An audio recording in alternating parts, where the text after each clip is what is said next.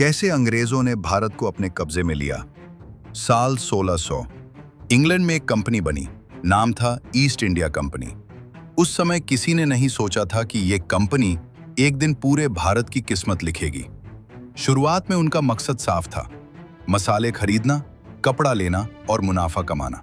जब वो भारत पहुंचे तब यहां राज कर रहा था शक्तिशाली मुगल एम्पायर। मुगल इतने ताकतवर थे कि अंग्रेजों की औकात ही नहीं थी लड़ने की। इसलिए उन्होंने तलवार नहीं उठाई, उन्होंने झुककर सलाम किया और इजाजत मांगी। अंग्रेज जानते थे सीधी लड़ाई में हम जीत नहीं सकते, तो उन्होंने एक अलग रास्ता चुना, दोस्ती का नाटक, व्यापार के बहाने किले बनाना और धीरे धीरे सेना खड़ी करना। उन्होंने भारत के अलग अलग हिस्सों में अपने कारखाने बनाए, लेकिन ये सिर्फ गोदाम नहीं थे, ये उनके किले थे और भविष्य के युद्ध के ठिकाने भी। समय बीतता गया, मुगल साम्राज्य कमजोर होने लगा। राज्य छोटे छोटे टुकड़ों में बंटने लगे। हर राजा खुद को सबसे बड़ा समझता था। कोई एकजुट नहीं था, कोई मिलकर नहीं लड़ रहा था, और अंग्रेज यही चाहते थे, डिवाइड एंड रूल। उन्होंने एक राजा को दूसरे के खिलाफ खड़ा किया और दोनों को कमजोर कर दिया। साल 1757 एक लड़ाई हुई, नाम था बैटल ऑफ प्लासी। बंगाल उस समय भारत का सबसे अमीर इलाका था।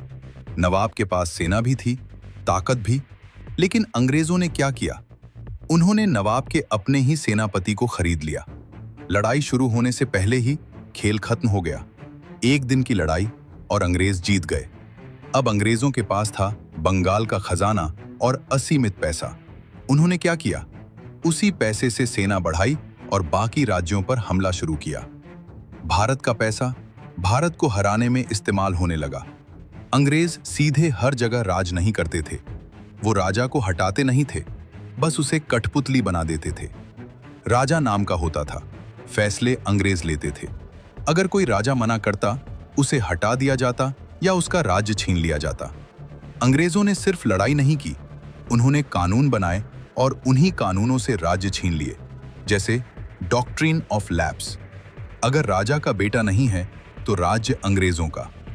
इससे कई राज्य बिना युद्ध के ही अंग्रेजों के कब्जे में चले गए। साल 1857 लोगों का गुस्सा फूट पड़ा। इसे कहते हैं इंडियन रेबेलियन ऑफ 1857। सैनिक बगावत पर उतर आए, आम लोग भी जुड़ गए, कई राजाओं ने भी साथ दिया। कुछ समय के लिए लगा अंग्रेज हार जाएंगे, लेकिन ये लड़ाई हार गई।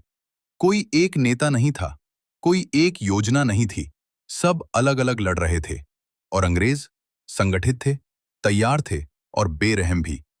1857 के बाद ईस्ट इंडिया कंपनी को खत्म कर दिया गया और सीधे ब्रिटिश क्राउन ने भारत पर शासन शुरू किया। अब इसे कहते हैं ब्रिटिश राज। भारत पूरी तरह अंग्रेजों के अधीन था।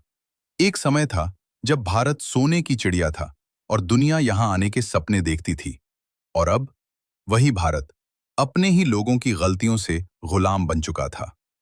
डीप लाइन, अंग्रेजों ने भारत को जीता नहीं, हमने उन्हें मौका दिया जीतने का। जब हम आपस में लड़ रहे थे तब वो हमें चुपचाप हराते जा रहे थे। और हाँ, अगर जानकारी अच्छी लगी तो वीडियो को लाइक करना, चैनल पर नए हैं तो सब्सक्राइब भी जरूर करना, ऐसे ही हिस्टोरिकल जानकारी पाने के लिए।